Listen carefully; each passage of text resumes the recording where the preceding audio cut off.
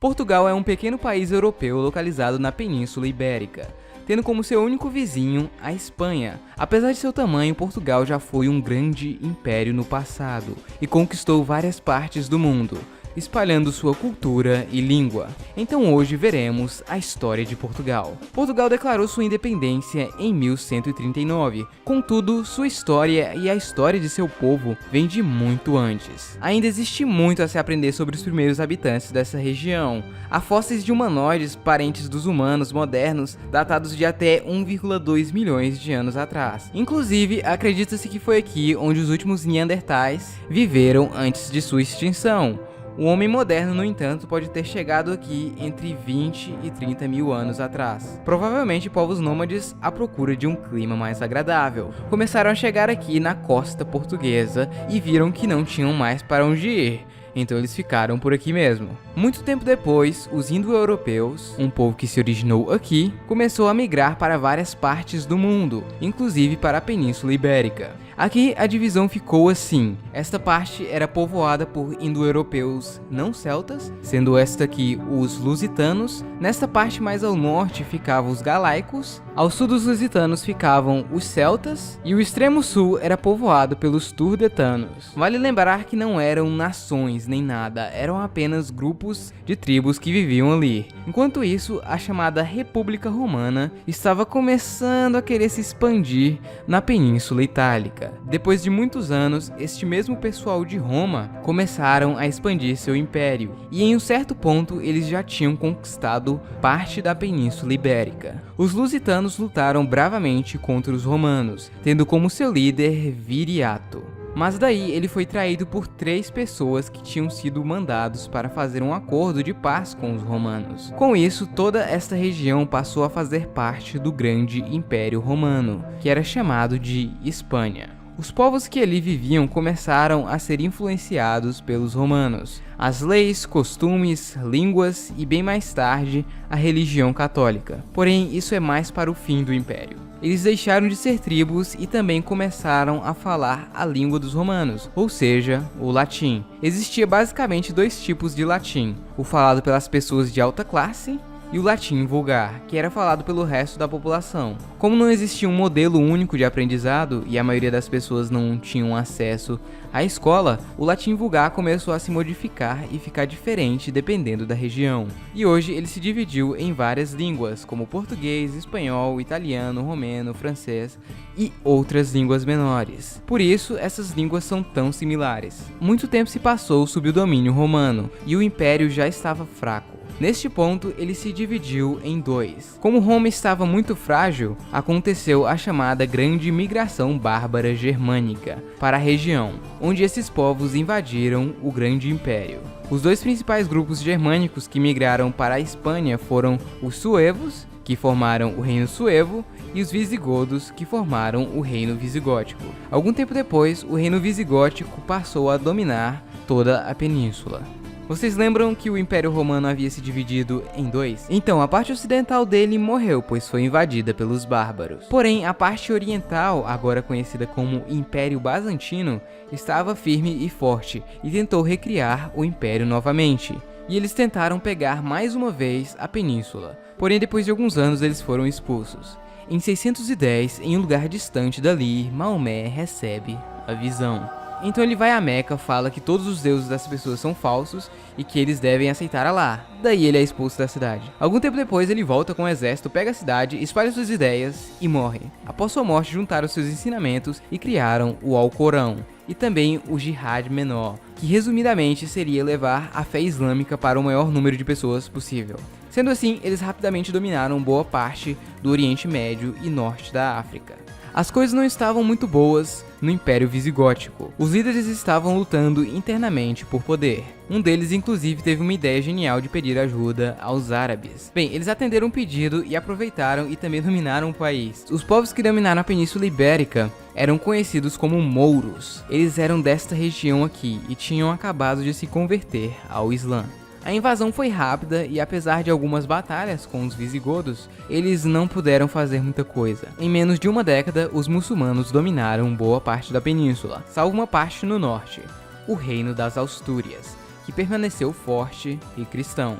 a península dominada pelos mouros formou o Emirado de Córdoba. Já que eles não estavam conseguindo invadir as Astúrias, eles decidiram ir ao nordeste da península e começaram a invadir o Reino Franco. No entanto, eles foram parados pelos mesmos na Batalha de Toul. Como os muçulmanos tinham conquistado a Península Ibérica, os reinos cristãos começaram a reconquistar seus territórios de volta. A reconquista começou em 722 com a Batalha de Covadonga e ao todo durou mais de 700 anos. Em 868, o Condado Portucalense nascia. Ele era muito importante e tinha bastante autonomia, porém era um vassalo do Reino de Leão. Ups, o califado se quebrou, agora a reconquista vai ficar mais fácil. Talvez nem tanto, mas ajudou um pouco. Em 1071, o condado portucalense é anexado ao reino da Galiza.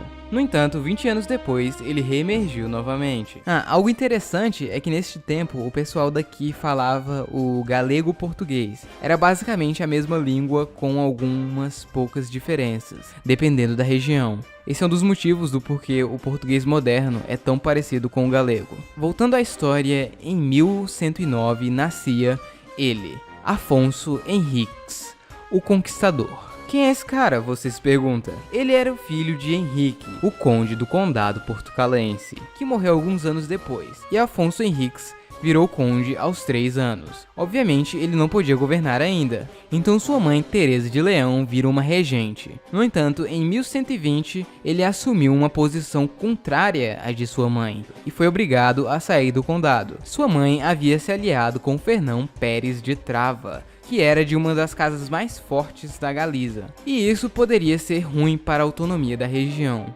Então em 1128, Afonso volta junto com o exército, e luta contra sua mãe que está com o exército da Galiza na Batalha de São Mamede. Ele acaba ganhando, virando assim o Conde de Portugal. Nesta altura, ele já estava com planos de uma independência da região. Ele lutou várias batalhas. Foi então que, em 1139, acontecia uma das mais difíceis, a Batalha de Ourique, onde o exército de Afonso se deparou com um exército mouro bem maior. A vitória seria bem difícil. Diz a lenda que Afonso teria tido uma visão com Jesus, onde ele garantia a vitória se ele espalhasse a palavra por todo o reino. E assim aconteceu. Ele acabou ganhando a batalha e foi nomeado o rei de Portugal pelo seu exército. Em 1149, acontece o Cerco de Lisboa. Depois de algum tempo de cerco, ele acaba ganhando novamente. Com o passar dos anos, ele conquista mais um pouco, até que em 1179 a independência de Portugal é finalmente reconhecida pela igreja. Em 1249, Portugal finalmente conquista o último pedaço dominado pelos muçulmanos. No entanto, a reconquista ainda continuava para os outros reinos. Este último pedaço ficou conhecido como Algarve. Ele era meio que outro reino, porém sempre pertenceu a Portugal, e não tentava sair nem nada do tipo, era simplesmente um título. Em 1337 começa a Guerra dos 100 Anos, que duraria mais de 100 anos, obviamente.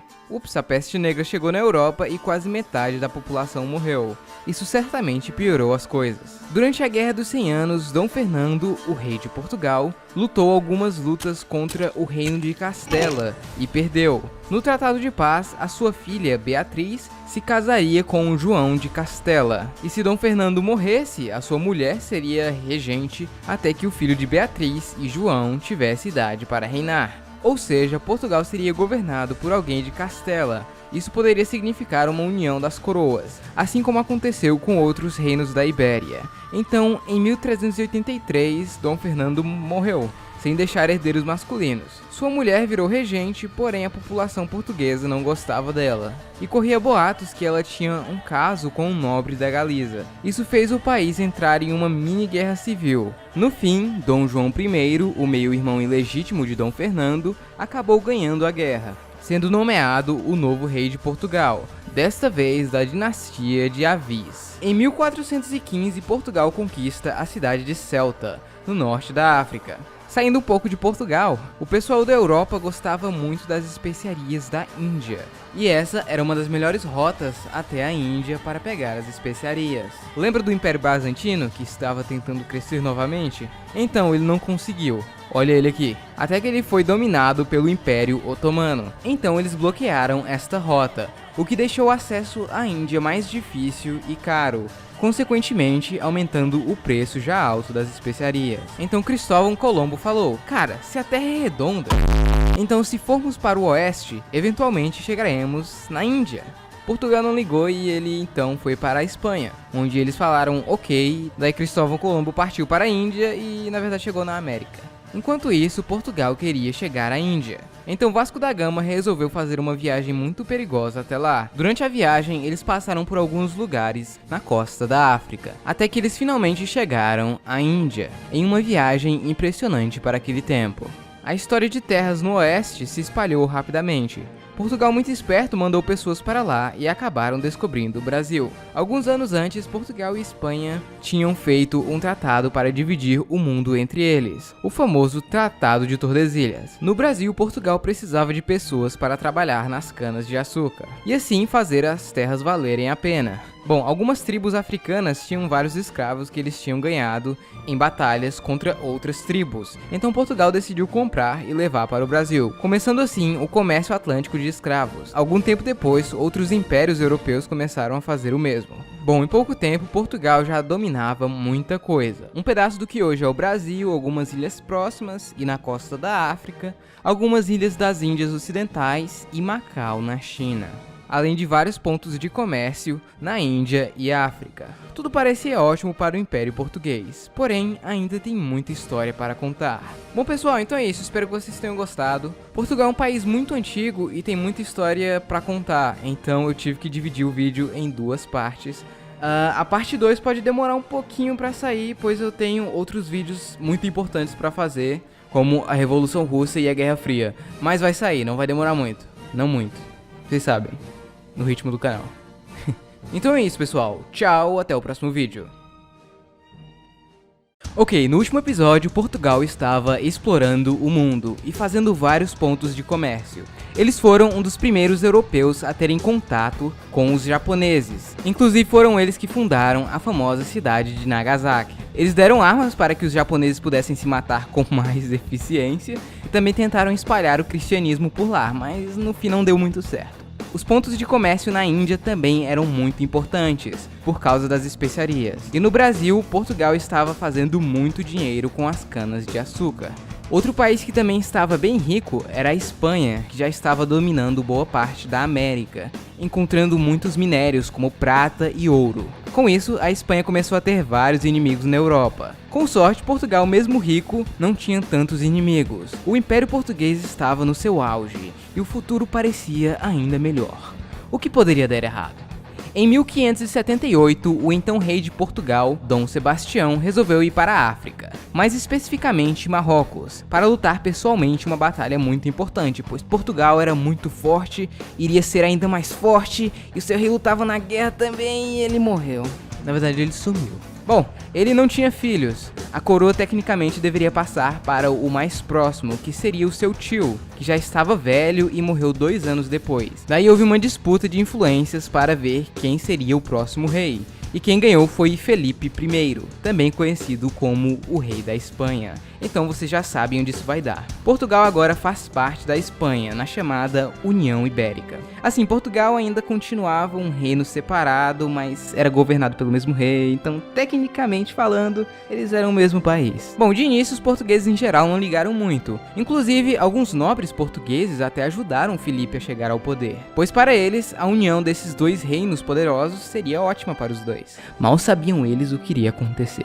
Bom, com essa união, os inimigos da Espanha agora eram também inimigos de Portugal. Como ambos Portugal e Espanha já eram grandes impérios, imagina agora juntos. Sim, o império ficou gigante. Isso fez os inimigos da Espanha ficarem ainda mais preocupados, pois, putz, olha o tamanho desse império. Então o pessoal de outros países como Holanda, Inglaterra, França, começaram a sabotar as colônias da União Ibérica.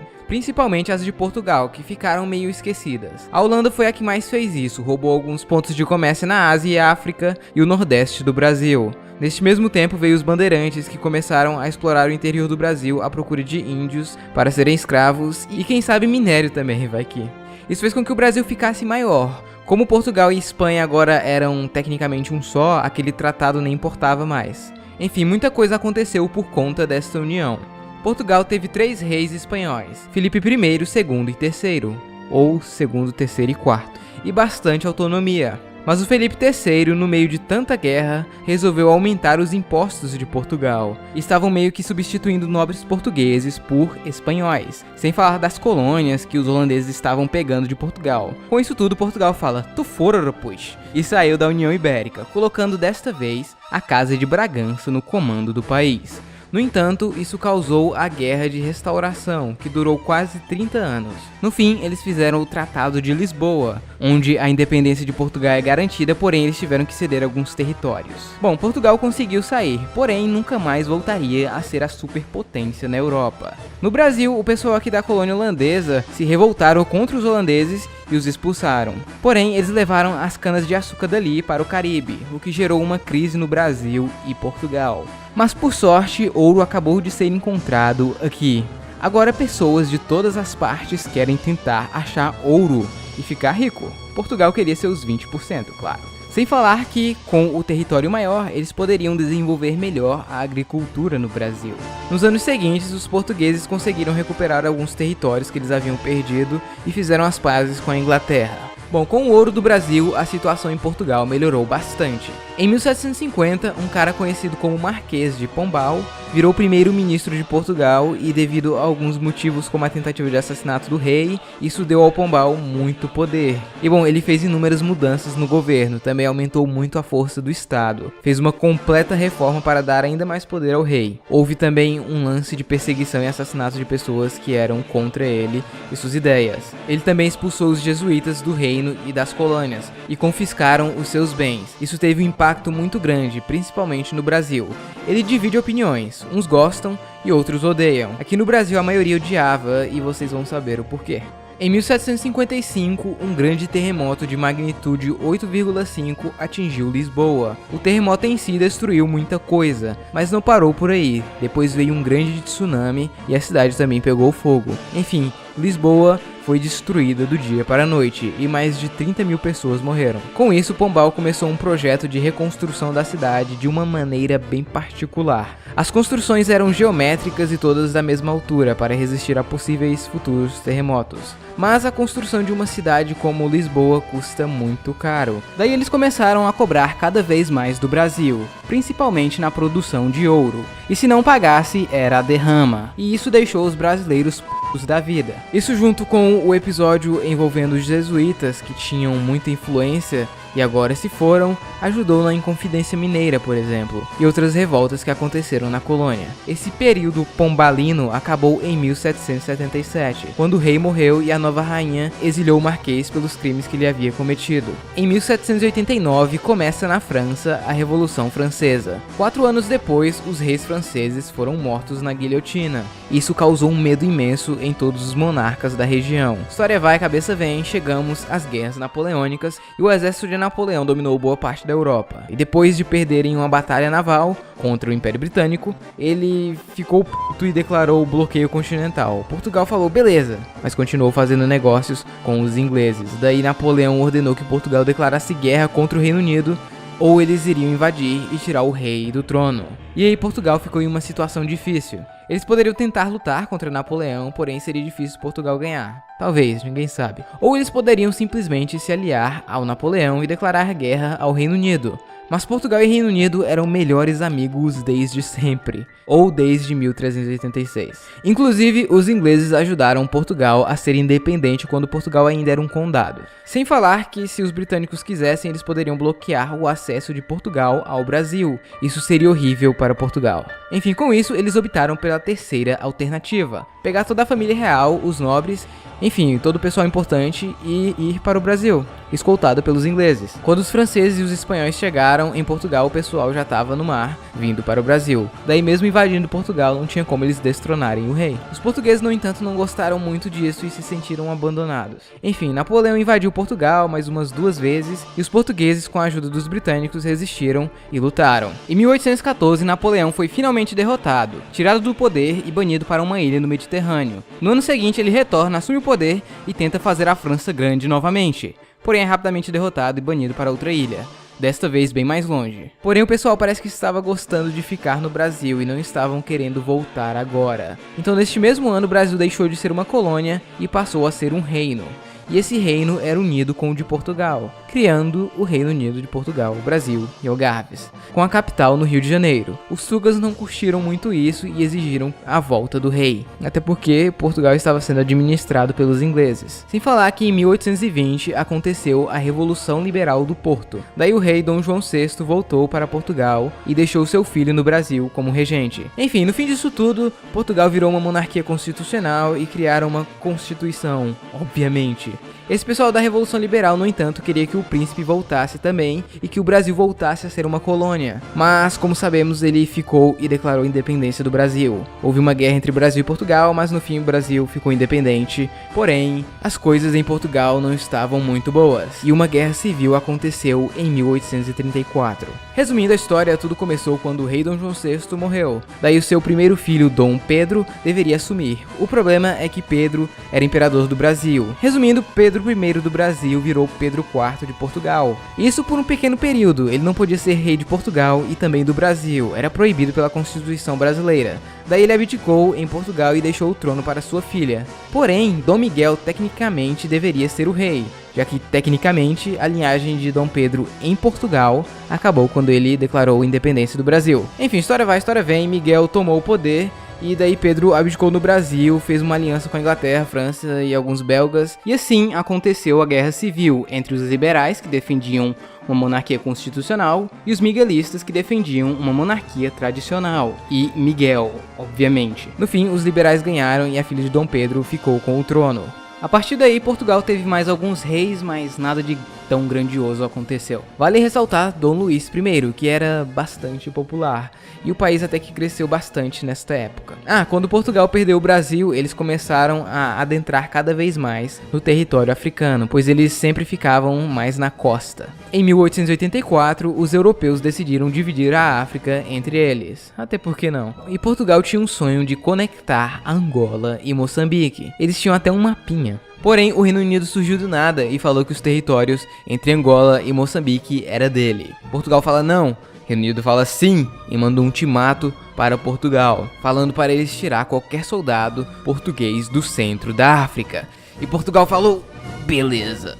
Os portugueses ficaram muito p***s com essa decisão e os movimentos republicanos começaram a usar isto e outras coisas como pólvora para suas ideias. Esses anos entre o final do século XIX e o início do século XX foram complicados em Portugal. Muitas instabilidades políticas, disputas de influência, enquanto isso o país estava ficando para trás em relação aos outros países europeus e o suporte aos republicanos só subiu. Em 1908, o então rei de Portugal, Dom Carlos I, foi assassinado junto com seu filho herdeiro. Isso desestabilizou ainda mais o governo, deixando Dom Manuel II, também conhecido como o último rei de Portugal, no comando. Porém, ele não pôde fazer muita coisa. E 2 anos depois, a República Portuguesa foi proclamada. Durante a Primeira Guerra Mundial, Portugal lutou contra a Alemanha na África e em 1916 a Alemanha declarou guerra a Portugal. Eles mandaram soldados para as trincheiras que lutaram junto com os britânicos. Durante uma parte da guerra, os soldados portugueses foram abandonados pelo seu governo,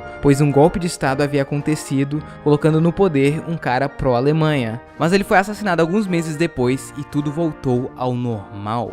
Pelo menos na guerra. Bom, essa primeira república portuguesa, como vocês viram, foi uma confusão. Teve 44 governos diferentes, 7 parlamentos e 8 presidentes neste curto período de tempo.